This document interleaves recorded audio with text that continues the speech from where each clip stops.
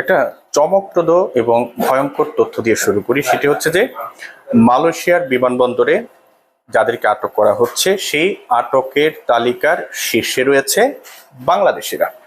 এখন এই তথ্যটা কতটা ভয়ঙ্কর বাংলাদেশের জন্য, যারা প্রবাসী বাংলাদেশি যারা মালয়েশিয়ায় আছেন, যারা বাংলাদেশ থেকে মালয়েশিয়ায় যেতে চান, তাদের জন্য এই তথ্যটা কতটা ভয়ঙ্কর এবং এই তথ্যের নানা দিক বিস্তারিত বিষয়গুলো নিয়ে আমরা আজকে এই কন্টেন্টে কথা বলার চেষ্টা করব। আমি কিছু তথ্য উপাত্ত আপনাদের সামনে তুলে ধরার চেষ্টা করি যে কেন আটক করা হচ্ছে। দেখুন, ভুয়া ভিসা এবং সঠিক তথ্য দিতে না পারার কারণে মূলত বিদেশিদেরকে মালয়েশিয়ার এয়ারপোর্টে আটকে দেওয়া হচ্ছে।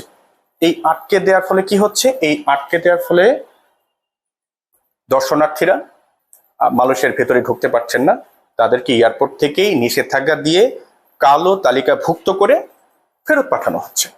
এবং যাদেরকে ফেরত পাঠানো হচ্ছে তারা কিন্তু আর কখনোই মালয়েশিয়ায় ঢুকতে পারবেন না। সুতরাং এটা একটা ভয়ঙ্কর তথ্য।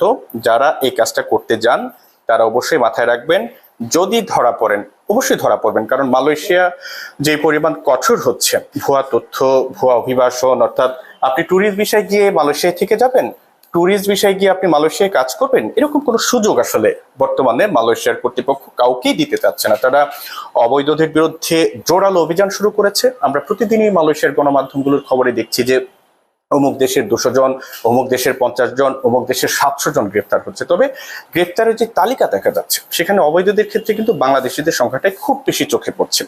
আমরা আরো কিছু তথ্য যদি আপনাদেরকে জানাই, যেমন মালয়েশিয়ার border control and protection agency এই অভিযানগুলো চালাচ্ছে। আগস্ট মাসে শুধুমাত্র 12 তারিখের আগে 24 ঘন্টার অভিযানে 204 জন বাংলাদেশিকে এই protection agency, border control and protection agency আটক করেছে।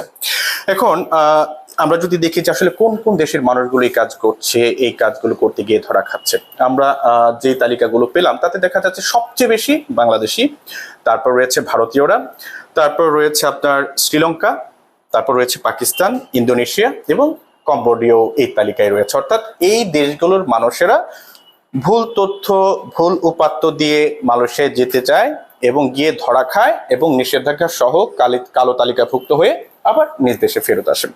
এখন এই যে মানে প্রবেশ প্রত্যাখ্যানের এই যে মূলত যে মালয়েশিয়ায় ঢোকার ক্ষেত্রে ঢুকতে পারতেছে না, এর আসলে প্রধান কারণগুলো কি কি?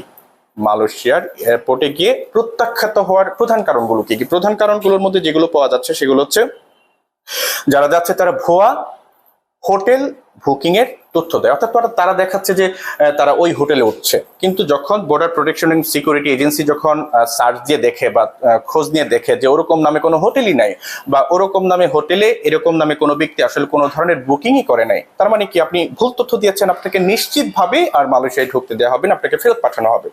আর কি কিভাবে করা হয়? আরেকটা করা হয় যে ফেরার বিমানের টিকিট না দেখানো। অনেকে যাচ্ছেন, আপনি যে ফিরে আসবেন এর নিশ্চয়তা কি? মালয়েশিয়া অথরিটি তো সেটা জানতে চায়। আপনি ট্যুরিস্ট ভিসায় যাচ্ছেন, আপনি মালয়েশিয়ায় থেকে যাবেন না, আপনি আপনার দেশে ফেরত আসবেন, এটা নিশ্চয়তা হচ্ছে আপনি রিটার্ন এয়ার টিকিট নিয়ে যাবেন। অনেকেই তথ্যটা দেয় না বা দিলেও ভুল তথ্য দেয়। আর আরেকটা হচ্ছে পর্যাপ্ত আর্থিক সামর্থ্য প্রমাণ করতে না পারা। আচ্ছা, আপনি ট্যুরিস্ট বিষয়ে দর্শনার্থী হিসেবে আপনি যাচ্ছেন মালয়েশিয়ার অলিগলি বিভিন্ন মানে সুন্দর সুন্দর জায়গায় ঘুরে বেড়াবেন, আপনার নিশ্চয়ই অনেক টাকা আছে। অনেক টাকা না থাকলে আপনি নিশ্চয়ই দেশের বাইরে মালয়েশিয়া যেতেন না। কিন্তু ব্যাংক যে সলভেন্সি, আপনারা যে ব্যাংক স্টেটমেন্ট দিচ্ছে যারা যাচ্ছে, তাদের দেখা যাচ্ছে আহামরি কোনো টাকা নাই, অর্থাৎ অপর্যাপ্ত টাকা, আপনি খুব কম টাকায় যাচ্ছেন। আপনার এই টাকার অর্থাৎ ব্যাংকের স্টেটমেন্ট দেখলেই বোঝা যাচ্ছে আপনি ফকিন্নি, আপনি গরিব। অর্থাৎ গরিব বা ফকিন্নি একজন মানুষ একটা দেশ ভ্রমণ করতে যাচ্ছে, এটা আসলে দেখলেই বোঝা যায় যে এটা এর কারণ কি? এর কারণ হচ্ছে আপনি আসলে একটা গরিব দেশ থেকে মালয়েশিয়া যাচ্ছেন, মালয়েশিয়া গিয়ে কাজ করবেন, থাকবেন, খাবেন এবং ওই দেশে আসলে বসবাস করার একটা চিন্তা বা ধান্দা আপনার মধ্যে আছে। মানে এমন ভাবার কোনো কারণ নাই যে মালয়েশিয়ার অথরিটি বা ইমিগ্রেশন অথরিটি বা এয়ারপোর্ট অথরিটি বা বর্ডার প্রোটেকশন এন্ড কন্ট্রোল যে এজেন্সিগুলো আছে মালয়েশিয়ার, তারা খুব বোকা। তারা আপনার তথ্যপত্র দেখে বুঝবে না যে আপনি কোন উদ্দেশ্যে মালয়েশিয়া যাচ্ছেন। সুতরাং আমি বলবো, যারাই কাজগুলো করছেন খুব সাবধানে করেন, হ্যাঁ, না করাই ভালো।